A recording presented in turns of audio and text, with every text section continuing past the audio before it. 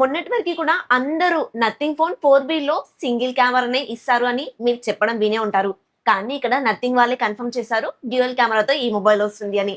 And RCB collaborations తో తీసుకొస్తున్నాము. July 7th ఇండియాలో launch అవబోతుంది అని కూడా చెప్తున్నారు. బడ్జెట్ సెగ్మెంట్ లో కాంపాక్ట్ మొబైల్స్ ఉండవు కాబట్టి ఇది కాంపాక్ట్ సైజ్ లో వస్తున్న మొబైల్ ఖచ్చితంగా హిట్ అవుతుంది. యాక్చువల్లీ ఈ టైంలో సేమ్ ఫోన్ 3 Pro రావాల్సింది, కాకపోతే దాని బడ్జెట్ కాస్త ఎక్కువ ఉంటుంది. ఇప్పుడు RAM and ROM configuration prices పెరుగుతున్న సిచ్యువేషన్ లో ఆ మొబైల్ తీసుకురావడం కూడా కష్టమే కాబట్టి వాళ్ళు ఆ ప్లేస్ లో ఈ నథింగ్ ఫోన్ 4B అయితే తీసుకురాబోతున్నారు. Hi guys, this is Priyanka, you're watching Priyanka tech news. ఈ రోజు ఈ వీడియోలో వచ్చేసి మనం నథింగ్ ఫోన్ 4B మొబైల్ కి సంబంధించిన కంప్లీట్ డీటెయిల్స్ గురించి అయితే మాట్లాడుకుందాం.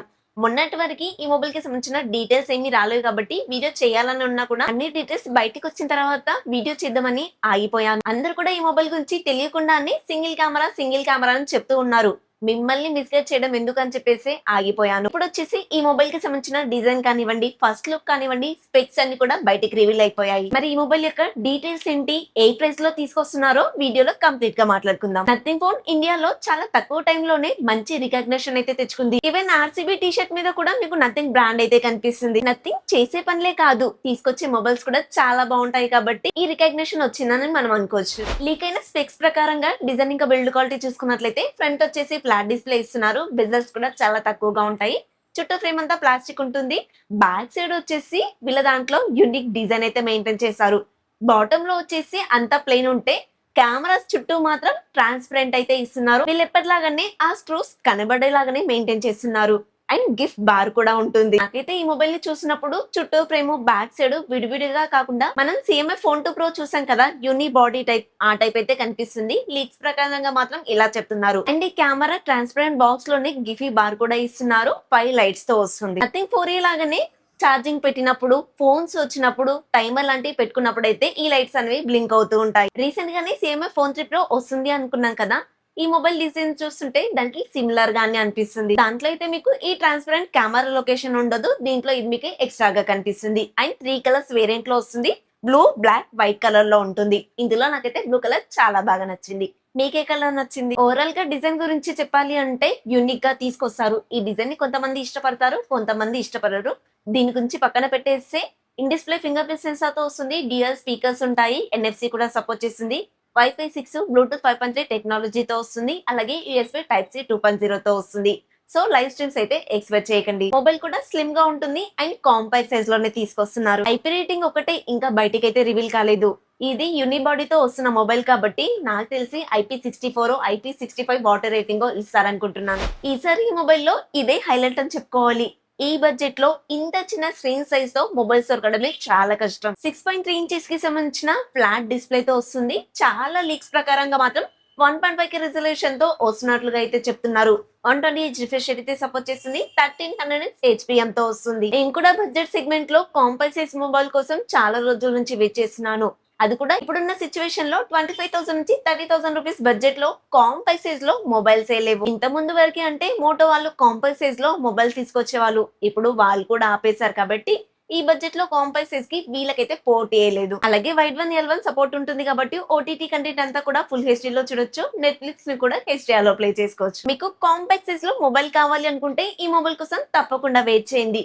అదే తెలుగులో జెన్యూన్ ఇన్ఫర్మేషన్ వీడియోస్ కోసం మాత్రం వెయిట్ చేయకుండా వెంటనే మన ఛానల్ ని సబ్స్క్రైబ్ చేసుకోండి. ఇన్ఫర్మేషన్ నచ్చితే లైక్ చేయండి. హై పాయింట్స్ ఉంటాయి, ఇవ్వడం మర్చిపోవద్దు. ప్రాసెసర్ డిపార్ట్మెంట్ గురించి చూసుకున్నట్లయితే స్నాప్డ్రాగన్ 6 Gen 4 తో వస్తుంది. 4 నానోమీటర్ మీద బిల్డ్ అవుతుంది. LPDDR5 RAM technology, UFS 2.2 memory టెక్నాలజీతో వస్తుంది. Out of the box Android 16 తోటి నథింగ్ OS తోనే వస్తుంది. అండ్ 3+6 years అప్డేట్స్ కూడా ప్రొవైడ్ చేస్తున్నారు. AI ఫీచర్స్ కూడా చాలా ఉంటాయి. అన్నట్టు AI ఫీచర్స్ అంటే చెప్పడం మర్చిపోయాను.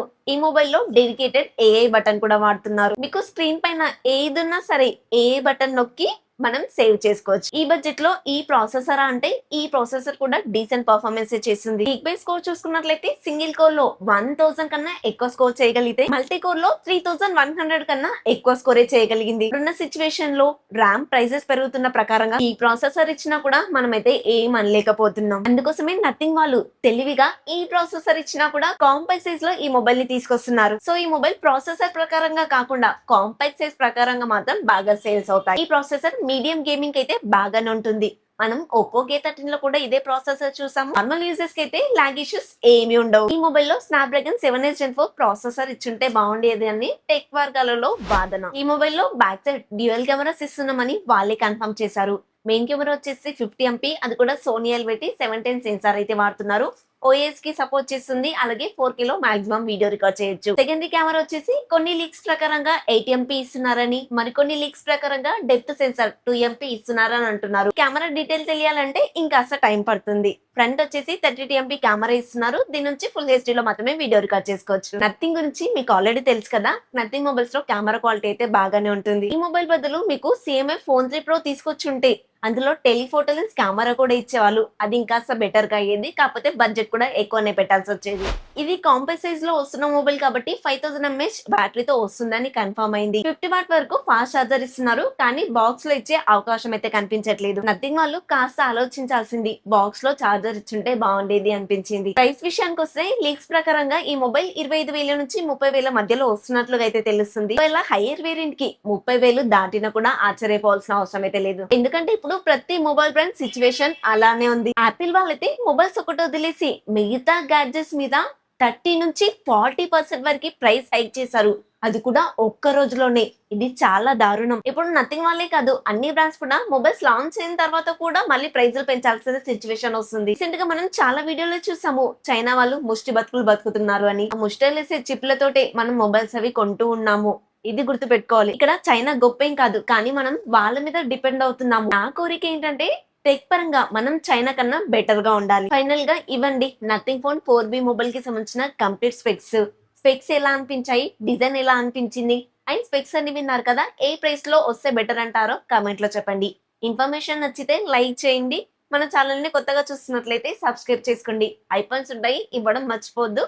నెక్స్ట్ ఇంకొక కొత్త ఇన్ఫర్మేటివ్ వీడియోతో మీ ముందుకు వస్తాను. Until then bye bye. జై హింద్, జై భారత్.